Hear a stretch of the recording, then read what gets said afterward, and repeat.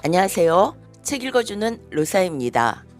오늘은 류시아 시인의 얼굴 속 얼굴 어머니 명상 읽어드리겠습니다. 사회운동가이며 생태철학자인 조애나 메이 씨는 자신이 자비심에 대해 잘 알고 있다고 생각했다. 자비심은 모든 종교의 공통된 익숙한 개념이기 때문이다. 그런데 북인도 히말라야 기슭의 다라우지에 있는 티베트 난민촌에서 그녀는 새로운 개념의 자비심과 맞닥뜨렸다. 그 구릉지대에서 보낸 첫 해여름, 그녀는 가난한 난민들의 복지와 경제 회복을 위해 일하고 있었는데 티베트인들로부터 다음과 같은 말을 수없이 들어야 했다. 이 모기는 전생에 너의 어머니였을지도 모른다. 이 벌레 혹은 이 닭도 너의 어머니였을지도 모른다.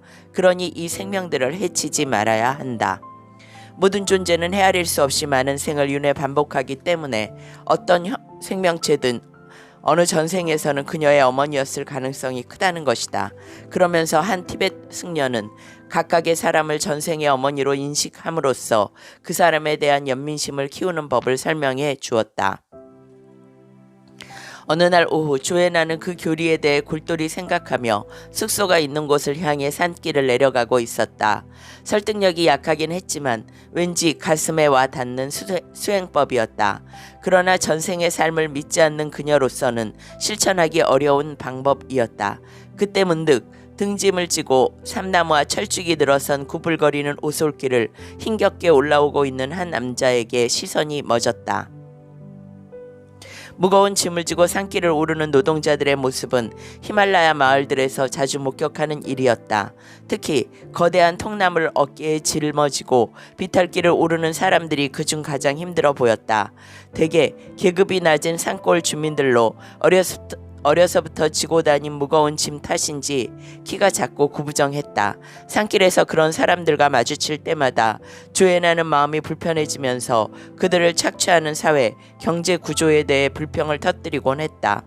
그러나 그날 오후 조애나는 그 자리에 서서 그 빼빼마른 원주민이 안짱다리처럼 굽은 다리로 무거운 짐을 지고 올라오는 모습을 말없이 지켜보았다. 그가 등에 지고 오는 것은 커다란 삼나무 둥치였다. 그녀가 서 있는 곳까지 온 남자는 돌담에 목재 끝을 걸치고서 잠시 숨을 골랐다. 그때 문득 조애나는 그 남자가 한때 자신의 어머니였을지도 모른다는 생각이 들었다. 그래서 그의 얼굴을 자세히 보고 싶었다. 그가 누구인지 알고 싶었다. 그녀는 나마스테 하고 인사하며 남자에게 다가갔다. 하지만 남자는 여전히 목재를 등에 지고 있었기 때문에 몸이 앞으로 굽어 얼굴이 땅바닥을 향해 있었다. 그래서 그녀는 그의 얼굴을 보기 위해 몸을 낮게 숙여야만 했다. 그 얼굴을 보는 순간 그녀는 갑자기 알 수 없는 감정에 사로잡혔다. 기쁨과 고통이 섞인 감정이 밀려왔다. 오래전 그녀의 어머니였던 얼굴이 그곳에 있었다.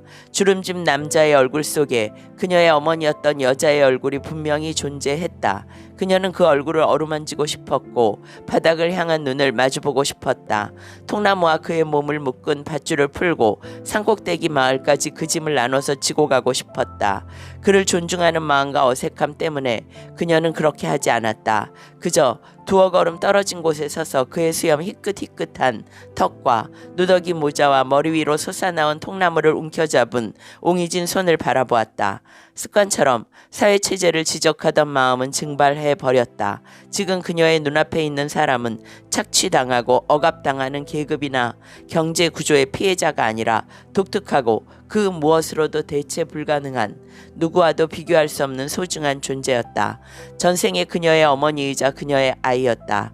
그녀와 똑같이 행복을 원하며 불행을 원치 않는 한 사람의 인간 존재였다. 이전과는 완전히 다른 시각이었다. 가난한 사람을 보면서 지금까지 한 번도 하지 않았던 질문들이 그녀의 마음속에 솟아났다. 이 사람은 어디로 향하는 걸까? 언제쯤 자신의 집에 도착할까? 그곳에는 그를 맞이할 사랑하는 가족과 맛있는 밥이 있을까? 편안한 휴식과 노래와 다정한 포옹이 기다리고 있을까? 전에는 사회의 모순을 향해 있던 시각이 한 존재에 대한 연민과 공감으로 바뀌었다. 그것은 더 많이 갖고 더 우월한 자로서의 자비심이 아니라 자신과 동등한 한 인간에 대한 마음 깊은 곳으로부터의 관심이었다. 남자가 다시 통나무를 지고 산길을 올라가는 것을 보고서야 조에나는 몸을 돌려 자신이 가던 길을 내려갔다. 그녀가 그의 삶을 바꿔주기 위해 한 일은 아무것도 없었다. 그러나 그날부터 히말라야의 산길이 전혀 다른 빛으로 빛나기 시작했고 그녀의 마음이 달라졌다. 그것은 전생에 대한 믿음이나 신앙의 변화와는 다른 것이었다. 단지 가슴의 경계선이 부서져 열린 것을 그녀는 느꼈다. 어머니 명상은 모든 존재는 한때 우리의 어머니였으며 우리도 한때는 그들의 어머니였다라고 일깨운다. 친절과 공감의 마음을 가지고 다른 사람들과 생명체들을 대하라는 의미이다. 지금 함께 일하는 사람, 지금 나를 아프게 하는 사람, 혹은 가난과 억압으로 고통받는 사람, 지구촌 어느 분쟁에서 불안하게 생계를 이어가는 난민들이 한때 나의 어머니였고 내가 그분이 지어준 밥을 먹었다고 생각한다면 우리의 닫혀있던 마음이 열릴 것이다. 길에서 마주치는 사람도 도저히 용서할 수 없던 사람도 한때 나의 어머니였다고 여기면 자애로운 미소로 대할 수 있을 것이다. 인류를 사랑하는 것과 눈앞의 사람을 사랑하는 것은 다르다.